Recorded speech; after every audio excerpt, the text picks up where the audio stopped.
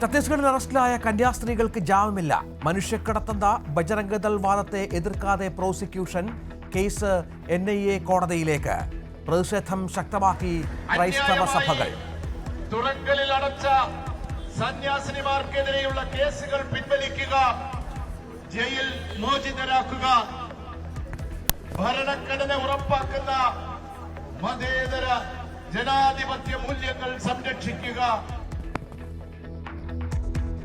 സന്യാസിനിമാർ ദേശദ്രോഹികളല്ലെന്ന് കർദിനാൾ Cleemis കാതോലിക്ക ബാവ. Rajeev ചന്ദ്രശേഖറിനെതിരെ Hindu Aikyavedi.